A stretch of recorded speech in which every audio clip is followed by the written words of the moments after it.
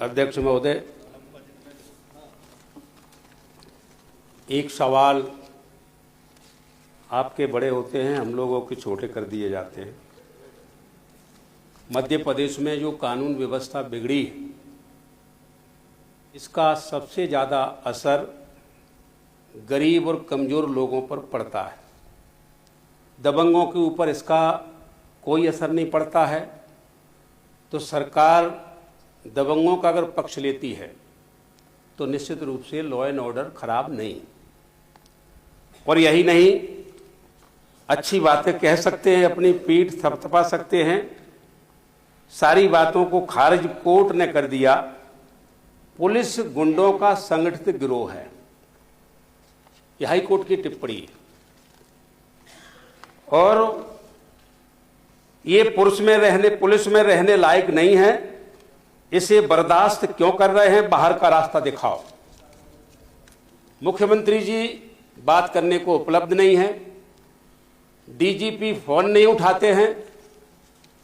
ये गरीबों के लिए कृपया अगर प्रश्न करेंगे तो मंत्री जी उत्तर दे सकते हैं। जी, जिला दतिया में भांडेर क्षेत्र में थाना गोनन शेड्यूल कास्ट का एएसआई प्रमोद पावन पुलिस और रेत माफियों के प्रताड़ना के कारण थाने में फांसी लगा करके झूल गया।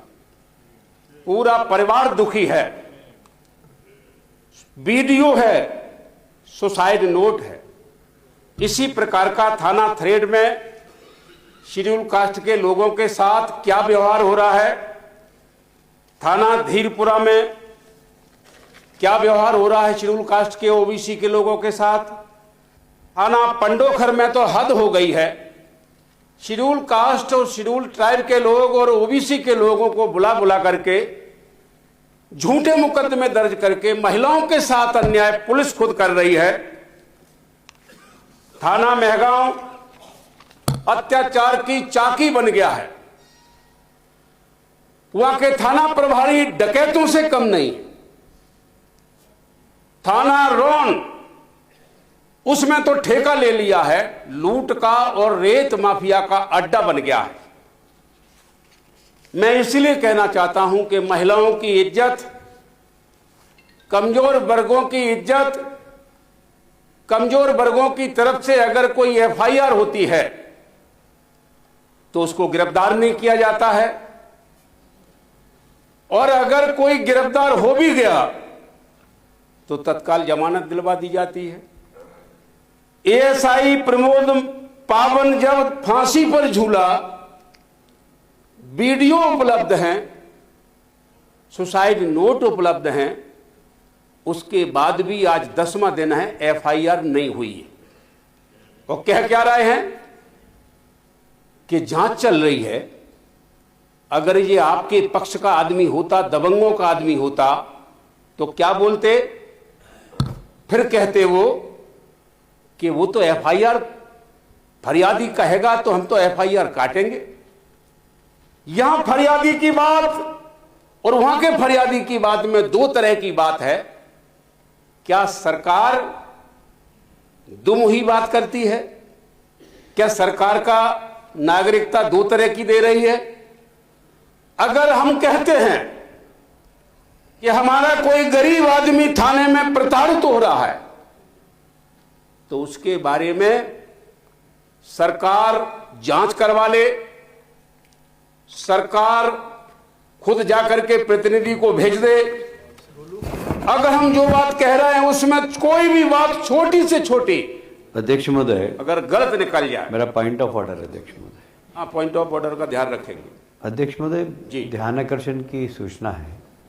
मेरा सवाल है, पहला नेता प्रतिपक्ष ने भाषण दिया, अब ये भाषण हो रहा है। हाँ, भाषण ही हो प्रश्न रहा है। आएंगे कि नहीं आएंगे? ये सब ये प्रश्न करिए आप। ये मैंने पहले ही आपको कहा है। मैंने लॉ एंड ऑर्डर पूरी तरह से मध्य प्रदेश में ध्वस्त और खत्म है। इससे संबंधित हमारे प्रश्नों का जवाब नहीं दे रहे थे। ये तो किसी बड़ी और व्यवस्था के अंतर्गत चर्चा होना चाहिए थी। माननीय अध्यक्ष महोदय, हमारे दूसरे विधायकगण भी बोलना चाह रहे थे इसमें। बालाजी महत्वपूर्ण विषय है, इसीलिए ध्यानाकर्षण लाया गया है।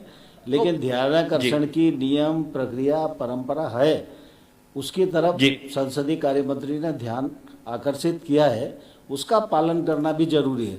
मैंने बलिया जी से कहा कि अगर वो प्रश्न करेंगे तो जवाब मिलेगा। जी माननीय अध्यक्ष महोदय, इसका पालन संसदीय कार्य मंत्री जी और सरकार करे। हम तो और भी सभी विधायकगण बोलना चाह रहे थे। जयवर्धन सिंह जी, नहीं हो गया, हो गया, टाइम पूरा हो गया। अभी पूरा हो गया, मैंने सवाल आ नहीं रहा हूं। नहीं, उसमें मैं चाहता हूं कि इसकी 10वां दिन FIR नहीं हुई है तो जांच कैसे कराई जाएगी, जांच कैसे होगी, इसके बारे में जवाब दिया जाए। ठीक है, ठीक। हाँ, जयवर्धन सिंह, FIR